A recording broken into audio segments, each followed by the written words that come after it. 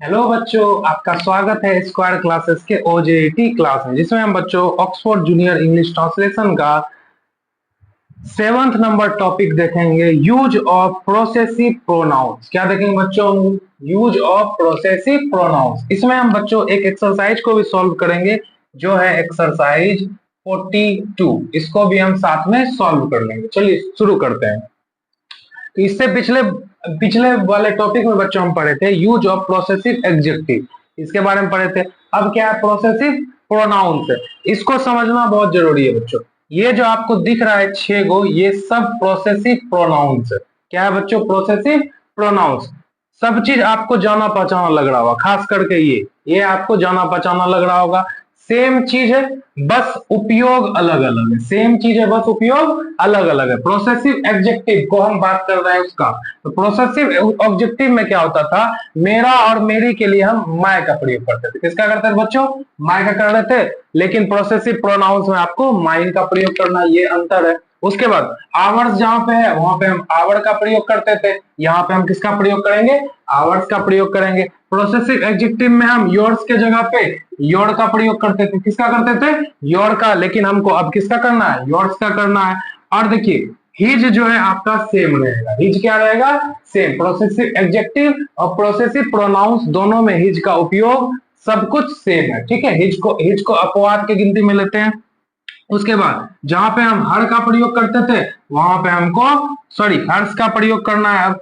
ठीक है, ये प्रोसेसिव एडजेक्टिव में हम हर का प्रयोग करते थे। और जहां पे हम देयर का प्रयोग करना है वहां पे हम देयर्स का प्रयोग करेंगे। तो हम प्रोसेसिव ऑब्जेक्टिव में किसका प्रयोग करते थे? देयर। ये सब जो आपको दिख रहा है, ये सब जो है हम प्रोसेसिव एडजेक्टिव का बात कर रहे हैं। किसका बात कर रहे हैं? प्रोसेसिव एडजेक्टिव का। बस इतने चेंज हो रहा है, माय के जगह पे माई, आवर के जगह पे आवर्स, योर के जगह पे योर्स, हिज के जगह पे हिज ही रहेगा, हर के जगह पे हर्ष, और देयर के जगह पे देयर्स का प्रयोग करेंगे। और एक चेंज आया है प्रोसेसिव प्रोनाउंस में। इसमें बच्चों जरूरी बिल्कुल नहीं होता है इसका प्रयोग। देखिए प्रोसेसिव एडजेक्टिव में क्या होता है कि हमेशा हमको जो है प्रोसेसिव एडजेक्टिव के बाद किसी नाउन का प्रयोग करना पड़ता है। ठीक है, किसी भी प्रोसेसिव एडजेक्टिव के बाद किसी नाउन का प्रयोग करना पड़ता है। जैसे प्रोसेसिव एडजेक्टिव का एक सेंटेंस लेते हैं हम, this is my book. This is my book दिया हुआ है। इसमें प्रोसेसिव एडजेक्टिव कौन सा है?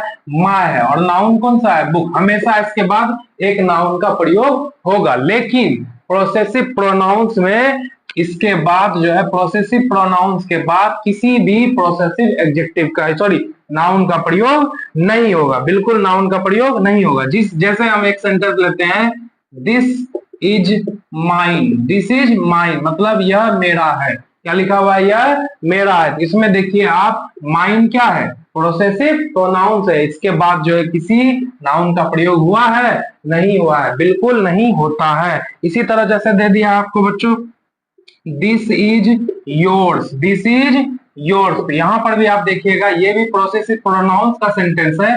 प्रोसेसिव प्रोनाउन का मतलब इसको हम पीपी कह सकते हैं, इसको भी पीपी कह सकते हैं। लेकिन ये क्या है? प्रोसेसिव एडजेक्टिव है, पीए है। यहां पर देखिए प्रोसेसिव एडजेक्टिव के बाद किसका प्रयोग हो रहा है? नाउन का। लेकिन इसमें किसी नाउन का प्रयोग नहीं होता है। ठीक है, बस इतना ही आपको समझना है। अब कुछ एग्जाम्पल को आप देखिएगा तो आपको बिल्कुल अच्छे ढंग से समझ में आ जाएगा। तो चलिए कुछ एग्जाम्पल को देखते हैं, उसके बाद एक्सरसाइज 42 को बनाएंगे। जैसे बच्चों दिया हुआ है, यह कुत्ता।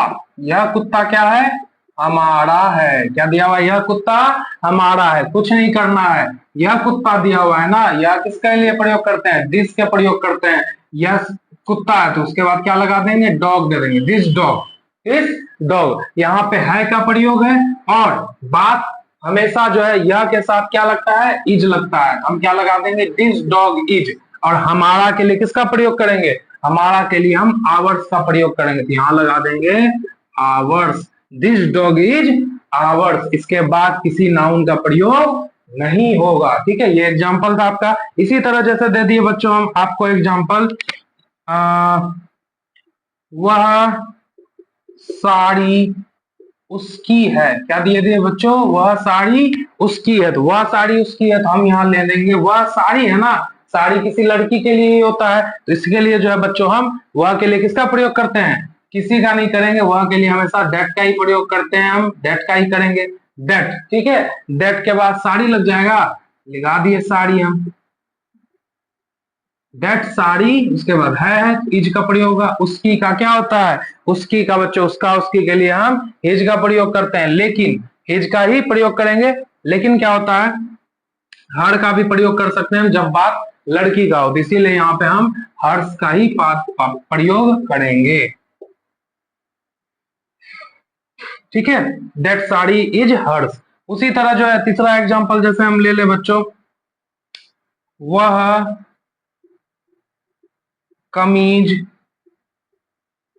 उसकी है। क्या लिखा हुआ है, वह कमीज उसकी है, तो वह के लिए किसका प्रयोग होता है, दैट का प्रयोग होता है। दैट के साथ क्या लगेगा, कमीज है ना, तो शर्ट हो जाएगा, ठीक है। शर्ट के साथ क्या लगेगा, इज लगेगा। दैट शर्ट इज उसकी, उसकी मतलब हिज, लड़का का है, तो हम यहाँ पे हिज का ही प्रयोग करेंगे। That shirt is his, that shirt is his. समझे बात को, यही था बच्चों आपका यूज ऑफ प्रोसेसिव प्रोनाउंस। आसान ढंग से हम बताए, किताबी नॉलेज के हिसाब से नहीं बताए, आसानी से बताए ताकि जो आपको समझ में आ जाए। इसी के आधार पे जो है हम बच्चों अब एक्सरसाइज 42 के कुछ क्वेश्चन को सॉल्व करते हैं। चलिए देखते हैं, इसको भी मिटा देते हैं, तो काम का नहीं। चलिए एक्सरसाइज 42 को हम बनाते हैं।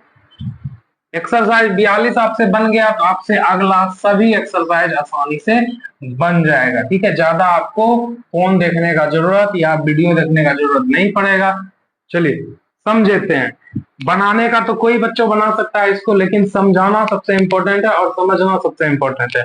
चलिए समझते हैं एक्सरसाइज 42 के कुछ क्वेश्चन को लेके।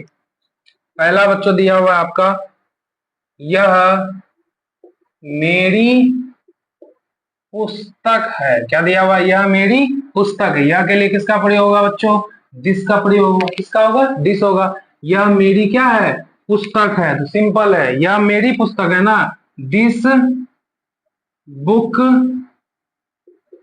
Is mine, this book is mine. क्यों लिखे हम ऐसा, क्योंकि आपको पता है कि प्रोसेसिव प्रोनाउंस में, प्रोसेसिव प्रोनाउंस के बाद किसी नाउन का कोई बात ही नहीं होता है, किसी नाउन को लगाना ही नहीं है। इसीलिए हम जो सबसे लास्ट में किसको दिए, मेरी को दिए। हमेशा प्रोसेसिव नाउन वाला सेंटेंस में आप प्रोसेसिव नाउन्स को, प्रोसेसिव प्रोनाउंस को सबसे लास्ट में ही फेंकना है। चलिए उसी प्रकार दे दिया है, ये पुस्तकें मेरी है। क्या दिया हुआ, यह पुस्तकें मेरी है, सिंपल है। ये के लिए किसका प्रयोग करते हैं, दीज का करते हैं। दीज के साथ पुस्तक यहीं पे है ना, यहाँ पे लगा दिए हम दीज बुक्स। क्या लगा दिए, दीज बुक्स। उसके बाद आर का प्रयोग होगा ना, दीज के साथ आर का प्रयोग होता है। मेरी के लिए किसका प्रयोग करेंगे, माइन का प्रयोग करेंगे, बस हो गया।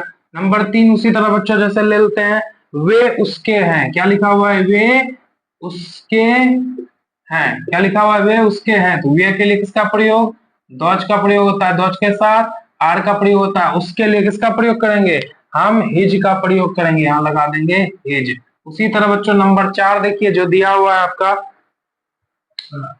ये चूड़ियां उसकी है। क्या दिया हुआ है, ये चूड़ियां, ठीक है, ये चूड़ियां उसकी है, कुछ नहीं करना है। ये के लिए किसका प्रयोग होगा बच्चों, दीज का होगा। किसका होगा, दीज का। दीज के साथ क्या लगता है, कुछ नहीं लगाना है, पहले चूड़ियां का लिख दो बच्चों। चूड़ियां का क्या होता है, बेंगल।